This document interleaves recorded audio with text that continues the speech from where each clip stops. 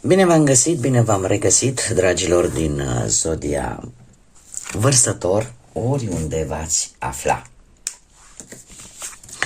Suntem în fața unei noi lecturi generale pentru ultima lună a acestui an, 2025, pentru luna decembrie. Așa că, dragilor, toți cei care aveți Soarele, Luna, Venus, Ascendentul în Zodia Vărsător, această lectură este de asemenea și pentru voi. Ca de fiecare dată, nu trebuie să uităm, este totuși o lectură general colectivă, așa că vă rog să luați decât ceea ce rezonează cu voi, iar restul lăsați-le să zboare în univers, pentru că sigur sunt, pentru alte energii care într-o mai mică sau mai mare măsură au o legătură cu Zodia Vărsător. Așa că luați decât ce rezonează cu voi. Între timp am pus câte o carte din minunatul oracol al frunzelor de ceai. Cei care mă urmăriți deja sunteți obișnuiți cu acest lucru la fiecare lectură generală pentru luna întreagă, da?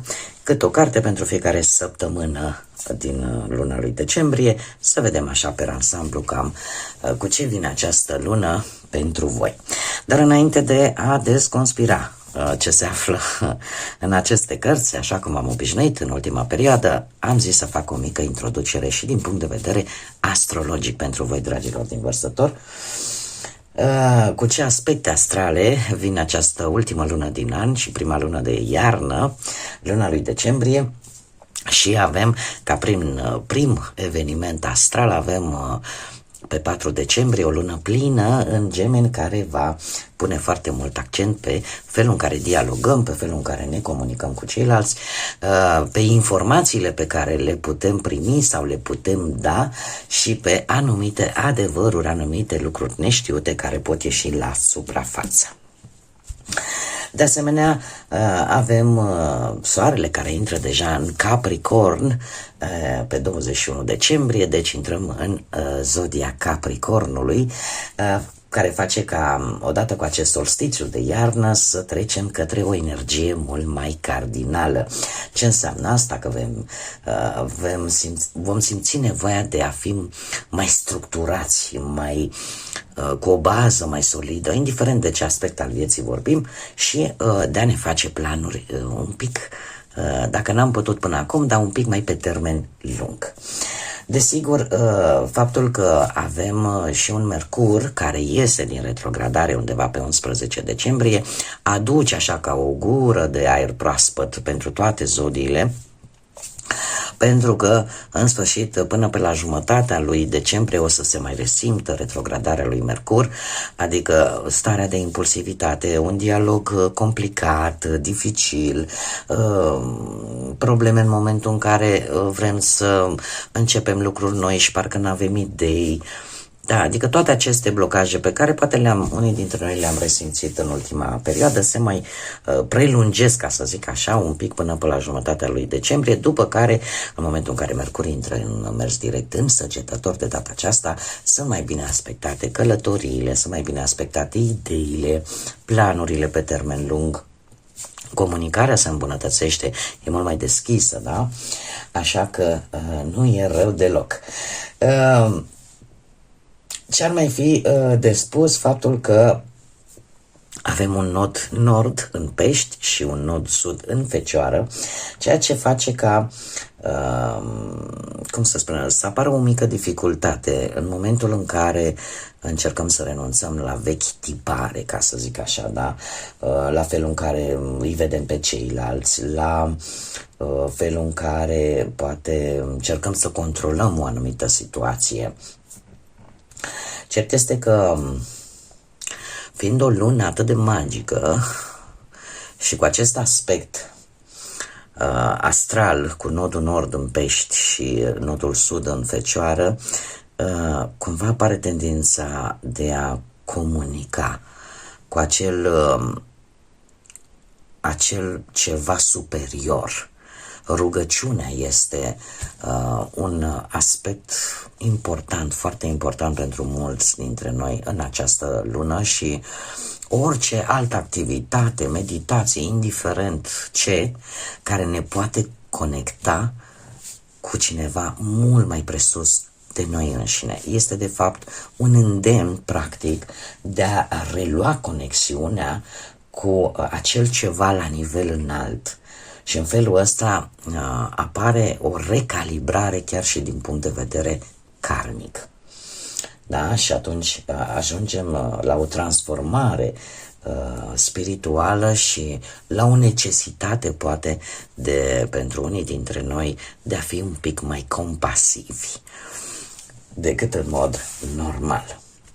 Cum de asemenea avem și un Chiron care este retrograd, dar în berbec, care ne îndeamnă nu fugi de durere, nu fugi de probleme emoționale și chiar dacă pot apărea mici sensibilități, nesiguranțe, temeri vechi, este un moment tare bun ca toate aceste lucruri să le integrăm în experiențele noastre de viață, să învățăm ce e de învățat din ele, dar să le punem frumos într-un sertărel al minții, al sufletului nostru și să le lăsăm acolo, să nu le mai permitem să ne chinuie atât de tare.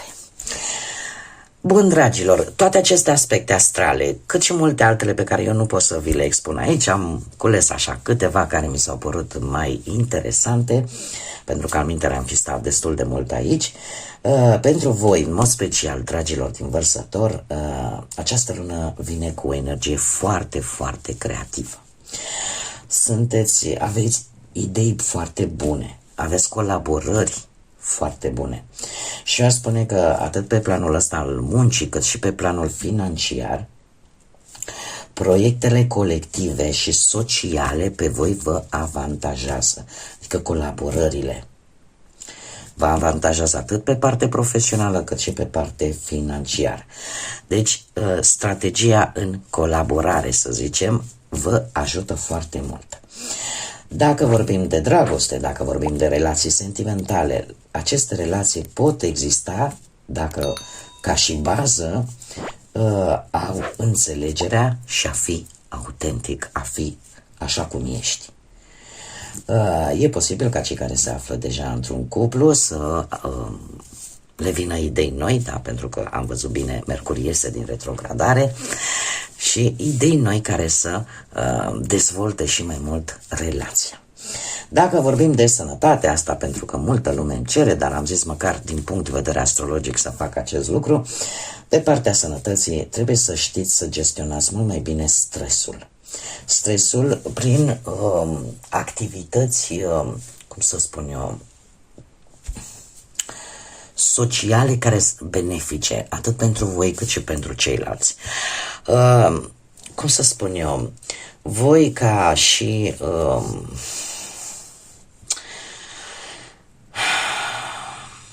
aș zice că poate ar trebui să acordați un pic mai multă atenție, mai ales că e perioada de iarnă. Să încercați să evitați să copiați pe alții care poate fac sport de performanță, pentru că există riscul, ținând cont că este iarnă, există riscul să, nu știu, poate ar trebui să evitați schiatul, da? Sau alte sporturi, alte activități, unde glesnele, gambele și gâtul sunt expuse.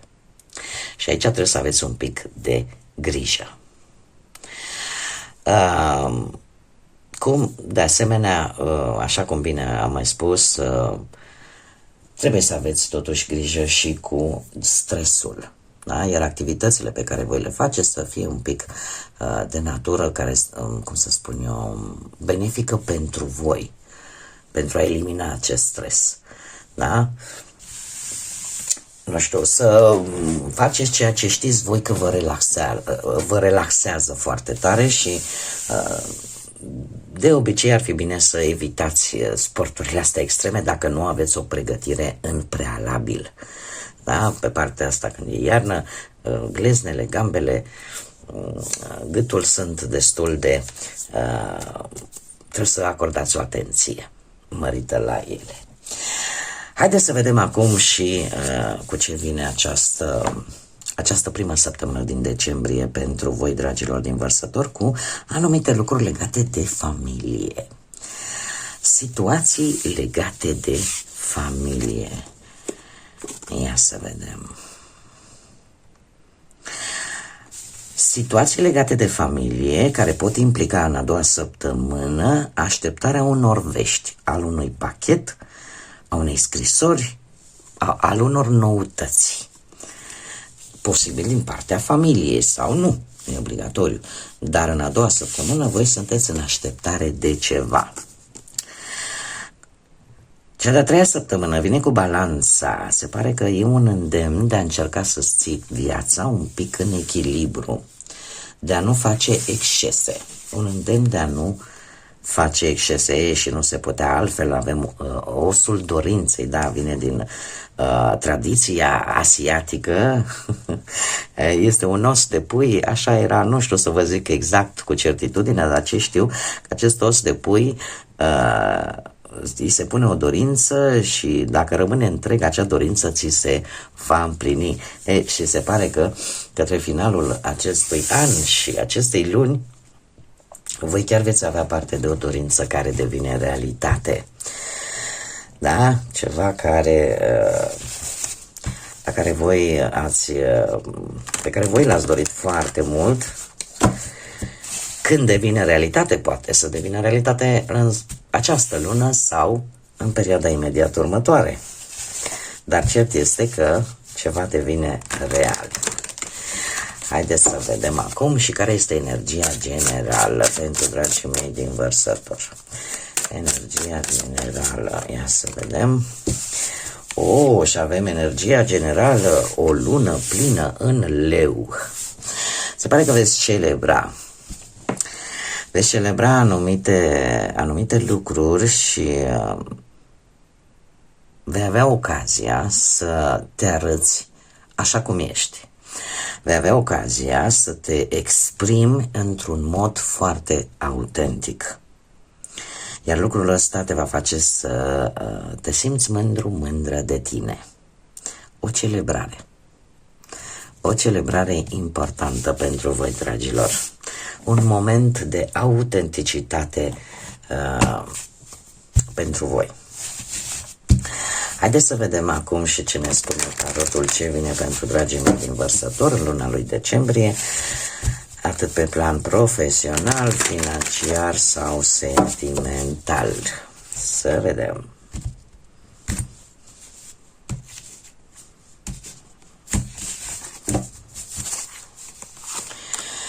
Pe plan profesional, ia să vedem.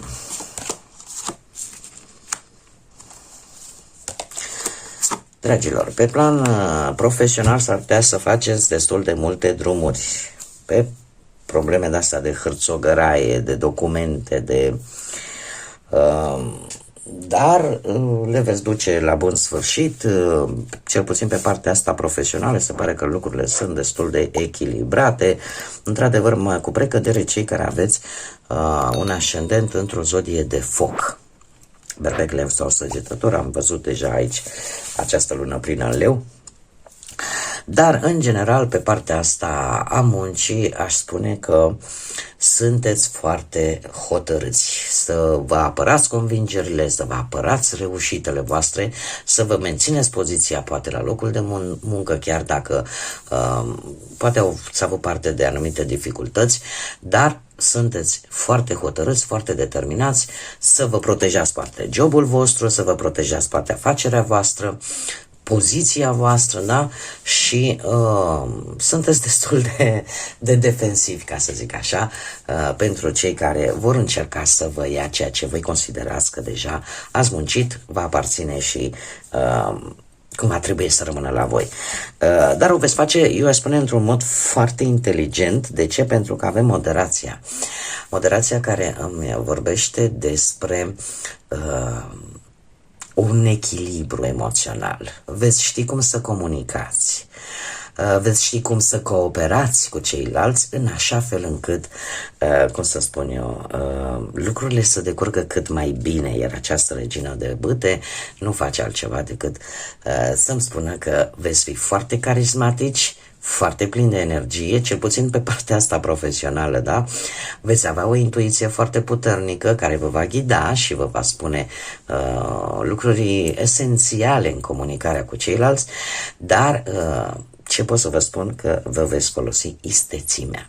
Istețimea, siguranța pe voi înșivă în așa fel încât să acționați și să vă apărați convingerile cu tărie. Da? Și să nu lăsați lucrurile la întâmplare. Dar, per general, eu zic că este bine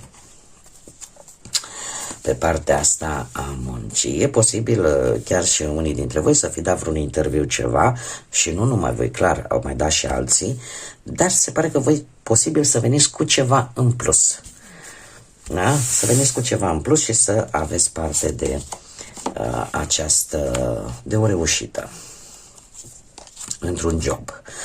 Haideți să vedem acum pe partea banilor. Pe partea banilor se pare că pentru unii dintre voi a fost o perioadă destul de complicată din punct de vedere financiar, care trebuie să vă spun că se va termina. Se va termina cu o schimbare foarte bruscă care vine în viața voastră, o schimbare radicală care ori va transforma lucrurile pur și simplu, ori atunci când tu credeai că nu vei mai obține acea sumă de bani sau că pur și simplu nu mai vezi o ieșire dintr-o anumită situație legată de bani, ceva se schimbă. Avem un 6 de monede, este lună magică, ce să zic, este un 6 de monede care vine cu generozitate și se pare că va veni o situație sau o energie care din punctul ăsta de vedere al banilor te va echilibra. Că e o chestiune legală, că e vreo analiză financiară, da? Cumva lucrurile se vor întoarce la tine, ceva se va întoarce la tine, o sumă de bani.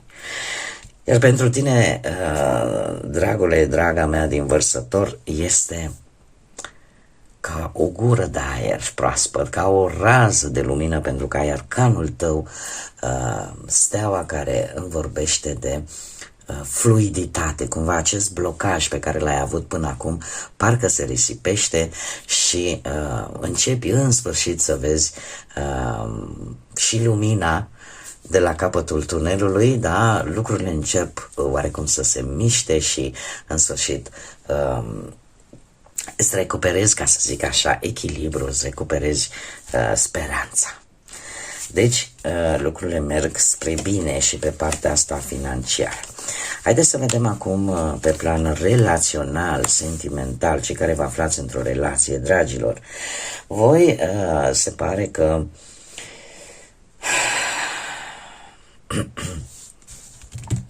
nu știu dacă aveți, sau perechea voastră are legătură cu zodiile de apă, Rac, Pești, Scorpion, sau voi poate aveți un ascendent în aceste zodii, doar că este ceva aici către sfârșitul lunii care vă va face să vă gândiți să părăsiți o anumită relație voluntar. Știu că mulți poate nu vă doriți să auziți acest lucru, dar eu nu pot să fac decât ceea ce mi-arată cărțile, nu pot să vă zic altceva. Este ceva în relația voastră care nu vă mai împlinește, care nu vă mai face fericiți. Probabil că această lună pentru voi va fi o lună în care în relația voastră, ca să zic așa, o veți face mai mult pentru alții și nu neapărat pentru voi. Dar gândul de a părăsi voluntar, poate relația în sine, sau poate că acum haide să nu generalizăm chiar așa, poate o situație din incinta relației tale, care pe tine nu te mai mulțumește și de multe ori poate că nu te mai interesează cum o să fie drumul și ce se va întâmpla după această plecare, după această decizie, totuși există o determinare, pentru că realizezi că ceva nu te mai face fericit, fericită, nu te mai împlinește și chiar dacă nu îți este ușor, vei oscila de-a lungul lui decembrie între sentimentul de a rămâne sau de a pleca. Trebuie să vă spun că nu o faceți singuri, există un sprijin aici. Există poate cineva cu care vă consultați, dar eu trebuie să vă spun, mie cărțile mi arată că voi sunteți inclinați mult mai, dacă ar fi să iau un procentaj, 85% sunteți către exterior. Da? Este, cum să zic eu,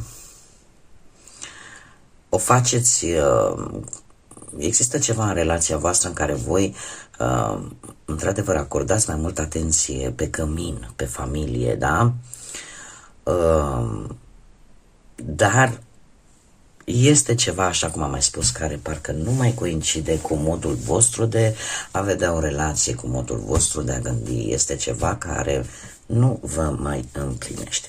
Iar 300 de monede îmi spune că sunteți într-o, cum să zic eu, vorbiți, am zis, aveți un sprijin, vorbiți cu cineva. Aveți pe cineva cu care vă sfătuiți și care, într-un fel sau altul, probabil că te va lăsa pe tine să alegi. La un moment dat să iei ultima decizie, dar din câte văd eu aici, decizia voastră este deja aproape luată. Cei care sunteți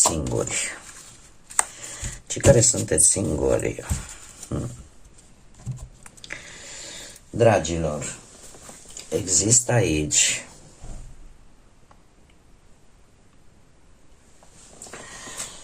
aici cineva care nu-și arată sentimentele sau are o atitudine foarte introvertită, aș spune.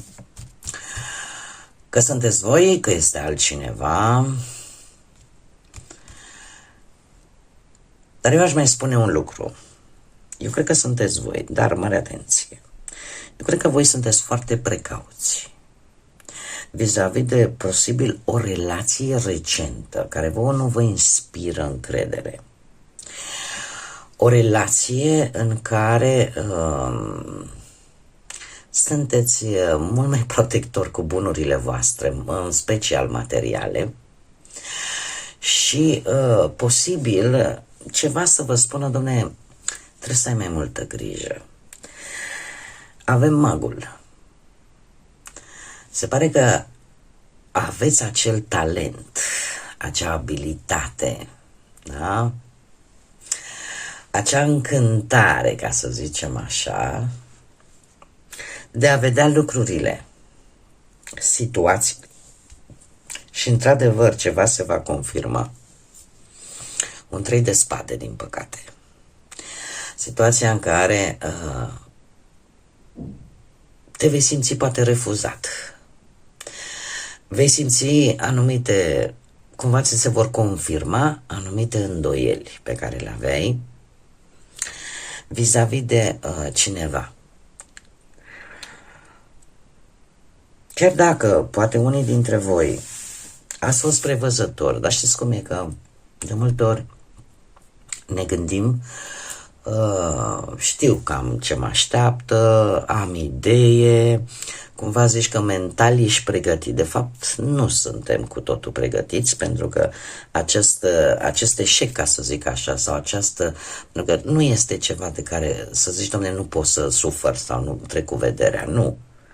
Dar voi veți descoperi, veți avea abilitatea de a descoperi, de fapt, această trădare posibil într-un interval foarte scurt de timp din partea cuiva. Că vor fi cuvinte care te vor durea, că vor fi situații care te vor pune într-o postură nu tocmai plăcută, dar apare această necesitate de a te proteja într-un fel sau altul. Da? Vis-a-vis de acest aspect.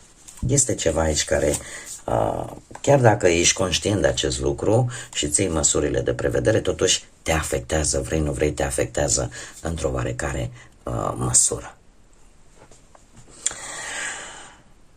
Bun, haideți să vedem acum și ce... ca și zodii, aș zice că...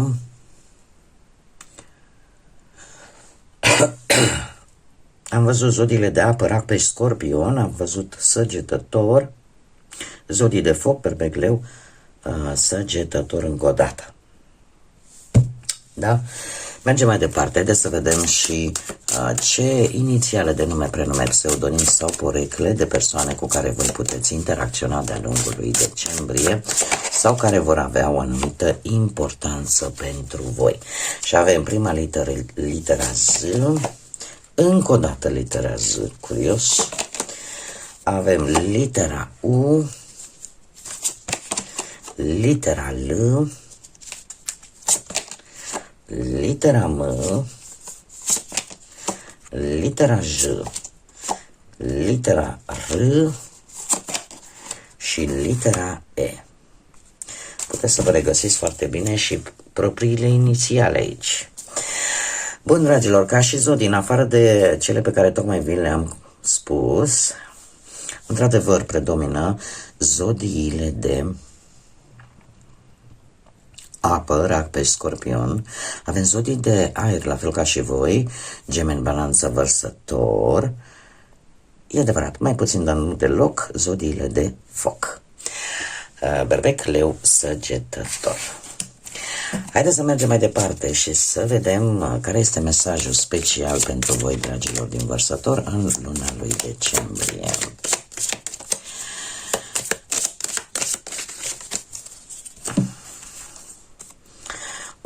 Și avem șarpele, avem numărul 28 sau numărul 10, care îmi vorbește despre, cum să spun eu, despre acest ciclu etern al vieții, al renașterii. Da? Este posibil ca o etapă din viața voastră să se concluzioneze într-un final, așa că orice sfârșit aduce cu sine și un nou început. Numărul 10 este acel număr 1, dar la un nivel mult mai înalt. Poate să fie data de 10 decembrie sau data de 28, dar ce ne spune acest mesaj? Că intuiția și puterile tale vindecătoare te vor ghida către o cale mult mai bună. Decât fi atent, atentă. Asta înseamnă că va trebui să acordați un pic mai multă atenție la anumite semnale, la anumite lucruri care se întâmplă în jurul vostru, pentru că aveți capacitatea să le percepeți și în felul ăsta lucrurile astea te vor ajuta să te repui pe drumul pe care tu trebuie, pe care tu ești destinat să mergi. Sau poate clarifica o anumită situație importantă pentru tine. Bun, dragilor, cam atât am avut pentru voi. Eu vă mulțumesc pentru atenție, vă mulțumesc tuturor pentru like-uri, distribuiri, comentarii, sunteți minunați.